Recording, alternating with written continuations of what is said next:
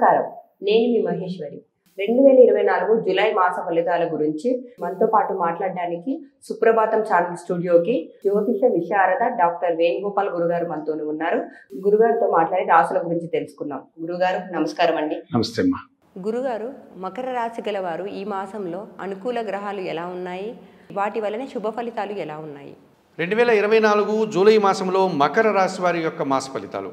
2024 July మాసంలో ఈ మకర రాశి వారికి అనుకూలంగా సంచరించేటువంటి గ్రహాలు, తద్వారా వచ్చేటువంటి శుభ ఫలితాలను కనుక పరిశీలిస్తే ఇందులో తప్పనిసరిగా వీరికి 4 గ్రహాలు అనుకూలంగా సంచరిస్తున్నాయి, మరొక 4 గ్రహాలు ప్రతికూలంగా సంచరిస్తూ ఇబ్బందికర ఫలితాలను ఇచ్చేటువంటి వాతావరణం కనిపిస్తుంది.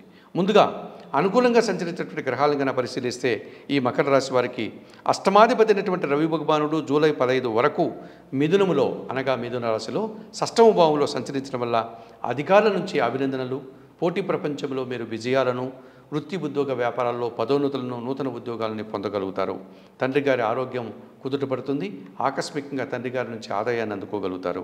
షష్టమ భాగ్యాధిపతి అయినటువంటి ఈ బుధుడు ఈ నెలంతా కూడా సప్తమ అష్టమ భావాల్లో అనగా కర్కాటక సింహరాశుల్లో ఆయన సంచారం కొనసాగించడం వల్ల పోటీ ప్రపంచంలో విజయాలను పొందగలుగుతారు.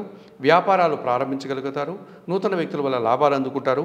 ఆర్థిక పరంగా బలాన్ని పుంజుకోగలుగుతారు. కుటుంబంలో నూతన వస్తువులు కొనుగోలు చేసి సంతోషిస్తారు.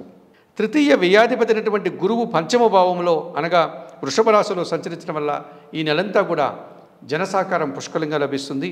అలాగే మీ ఆలోచనలు సాకారం అవుతుంది. అలాగే సంతానం వల్ల శుభవార్తలు పొందడానికి, సమాజంలో మంచి గుర్తింపు తెచ్చుకోవడానికి అవకాశం కనిపిస్తుంది.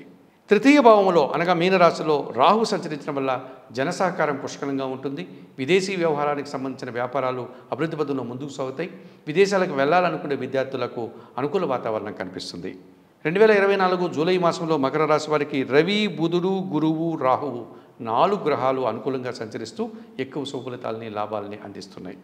తప్పనిసరిగా 2024 జూలై మాసంలో మకర రాశి వారికి ప్రతికూలంగా సంచరించేటువంటి గ్రహాలు కూడా 4 కనిపిస్తున్నాయి. ఇందులో ప్రధానంగా చతుర్థ లాభాధిపతి అయినటువంటి కుజుడు ఈ నెలంతా చతుర్థ పంచమ భావాల్లో ఆయన సంచరించడం వల్ల మేష వృషభ రాశుల్లో జనాలలో వ్యతిరేకత పెరిగిపోతుంది. అలాగే కుటుంబంలో దుబారా ఖర్చులు కనిపిస్తుంది. భూవాహన సమస్యలు, వ్యవసాయ రంగంలో నష్టాలు రావడానికి అవకాశం ఉంది. పంచమ దశమాధిపతి అయినటువంటి ఈ శుక్రుడు సప్తమ భావాల్లో అనగా మిథున కర్కాటక రాశుల్లో సంచరించడం వల్ల స్త్రీజన సహకారం పూర్తిగా నిరాకరించబడుతుంది. అనగా స్త్రీల యొక్క సహకారం లేకపోవడం వల్ల ఇబ్బందులు కొని తెచ్చుకున్న వారు అవుతారు. మీ ఆలోచనలు చాలా వరకు కలిసి రాకపోతాయి. అలాగే వృత్తి ఉద్యోగ వ్యాపారాల్లో అనవసరమైనటువంటి మనస్పర్ధలకి, స్త్రీలతో మనస్పర్ధలకి అవకాశం కనిపిస్తుంది. జన్మరాశ్యాధిపతి ద్వితీయాధిపతి అయినటువంటి శని భగవానుడు జన్మరాశిలో మకర రాశిలోనే సంచరించడం వల్ల ఒక రకమైన బద్ధక స్వభావం ఆవరిస్తుంది. ఆ రకంగా మీరు పనులంతా కూడా వాయిదా వేసుకోవడం, అనుకున్న పనులు అనుకున్న టయానికి పూర్తి చేయలేకపోవడం, తద్వారా ఆర్థిక సమస్యలు, తద్వారా చిన్న చిన్న ఆర్థిక సమస్యలతో పాటు అవమానాలు, అనారోగ్య సమస్యలు కూడా ఎదుర్కోవాల్సి ఉంటుంది. ఇక భాగ్యంలో కన్యారాశిలో కేతు సంచారం కాస్త నిరాశను, తండ్రికి సంబంధించిన అనారోగ్యాన్ని, ఆటంకాలని ఇస్తున్నాడు అని చెప్పవచ్చు. 2024 జూలై మాసంలో మకర రాశి వారికి కుజుడు, శుక్రుడు, శని, కేతు ఈ 4 గ్రహాలు ప్రతికూలంగా సంచరిస్తూ ఇబ్బందికర ఫలితాలను అందిస్తున్నాయి అని చెప్పవచ్చు. ఇందులో ప్రధానంగా వీటికి కొన్ని పరిహారాలు చెప్పుకోవాలి. తప్పనిసరిగా భాగ్యకేతు దోషం నుంచి బయటపడడానికి నిత్య గణపతి ఆరాధన చేయండి. గణపతికి గరికమాలను సమర్పించండి. జన్మ శనికి దోషం నుంచి బయటపడడానికి మీరు ఈశ్వరాభిషేకం శనివారం రోజు నిర్వర్తించండి. అలాగే బిల్వాష్టకాన్ని నిత్యం చదువుకోవడం మీకు మరింతగా మంచి ఫలితాలు ఇవ్వడానికి అవకాశం ఉంటుంది. ఇక సప్తమ అష్టమ శుక్రదోషం నుంచి బయటపడడానికి మహాలక్ష్మీదేవికి పూజలు నిర్వర్తించండి. అలాగే శుక్రవారం రోజు కనకదార స్తోత్రాన్ని చదువుకోండి. పంచమ కుజదోషం నుంచి బయటపడడానికి సుబ్రహ్మణ్య స్వామికి ఆరాధన చేయండి. మంగళవారం రోజు సోమవారికి అభిషేకం నిర్వర్తించండి. 1 కేజీ కందిపప్పు మంగళవారం రోజు పేదవారికి దానం చేయండి.